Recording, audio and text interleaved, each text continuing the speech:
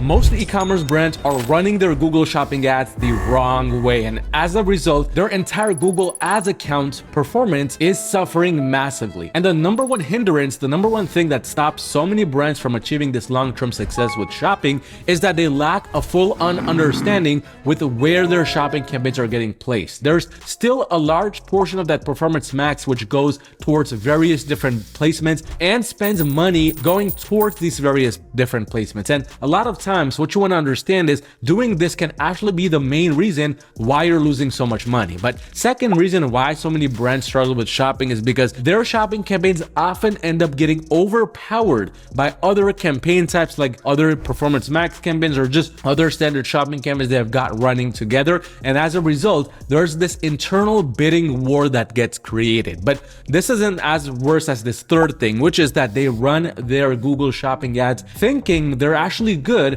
but in reality, the entire strategy is a complete mess. Now, I've been there, I've done every single one of these things, and trust me when I say this, 9 out of 10 brands I audit under my Google Ads agency, Your Marketing, are doing either one of these 3 things I mentioned, and these are the most common reasons why you're really not able to scale to the next level with Google Shopping. But let's now start understanding exactly what you should not be doing when it comes to Google Shopping campaigns. The first thing which you should avoid at all costs is to let multiple shopping or multiple performance max campaigns run without checking the report section. Now, I have pulled up this e-commerce brand right here on my screen, and right now there's one major performance max campaign running along with a standard shopping campaign. And so what you want to do is from this section right here, the campaigns overview section, you want to click on reports, and then on reports you want to go to this third section which says when and where ads are showed. Now, there are certain limitations to this reporting section. However, if you mostly are focused on performance max campaigns and that's how you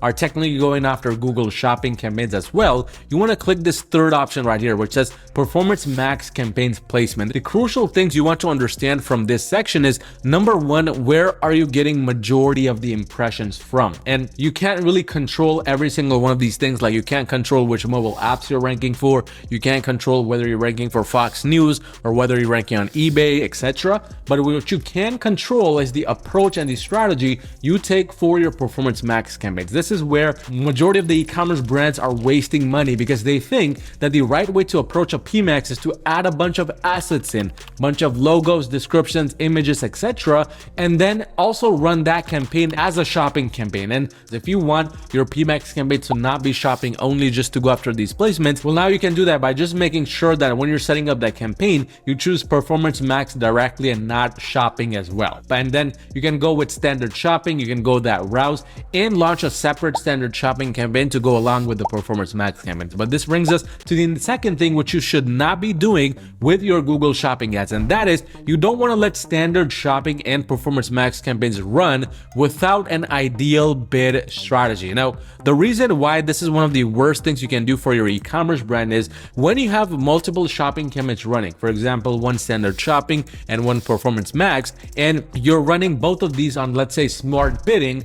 Now what happens is these two campaigns, because they have the same exact products and because both of them are smart bidding based campaigns, they try to bid against one another. And same thing if you're running something called a catch-all strategy, where your standard shopping campaign is running at a very low bid and the performance max campaign is running with the normal settings. What's going to happen is the standard shopping campaign is not going to spend money the whole day if it has the same products as the PMax. And then once the PMax budget has been depleted, only then will the standard shopping campaign start to even spend a little bit of its money. And you need to ensure your bidding strategies are aligned with each other. And if you have a catch-all campaign, it's structured in a way where the bid is very low so that it doesn't technically interfere with the performance max campaign. But this brings me to the third thing which you absolutely must not be doing, and that is you should not be running a Google Shopping ad or a product listing that looks something like this. So for the sake of this example, I've searched up the keyword desk mat, and I want to show you exactly a Google Shopping ad, which is a very bad ad, which you absolutely should not be following. And the ad I am referring to is this one right here by the brand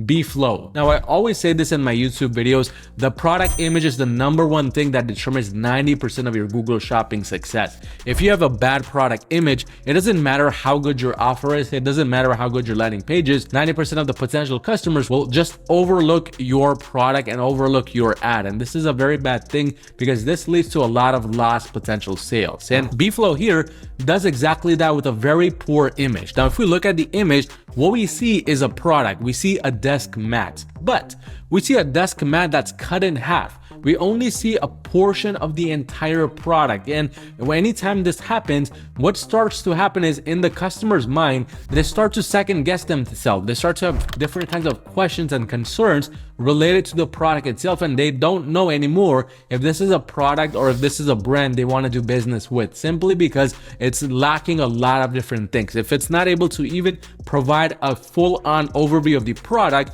then there's no reason why this brand would provide a good service at the end. And this is what causes so many customers to just overlook this and just go on to another brand which showcases their product in a better manner and showcases it fully. But that's not the only reason why this brand has a terrible ad in general. If we look at their product titles itself, we see some of the major keywords included in there, such as standing desk mat, mouse pad, waterproof, vegan, leather desk pad, etc., etc. So a lot of filler keywords along with the major keyword. But if we now compare this to the main ads that are coming up in the front, we can see that the main issue that this brand Bflow had is that it's too much going on in there. It's just too many words separated by commas, and it is what I like to call the keyword stuffing strategy, which although it's not separated by commas, it's separated by these dashes and these lines here, which doesn't do it any justice. But when you have a product title like this, it's a direct indicator to Google's algorithm that you're trying to bypass the overall policies. You're trying to have a title which just has too much going on, and as a result, the algorithm doesn't know what to exactly rank you for. But if we now look at the third thing that this brand just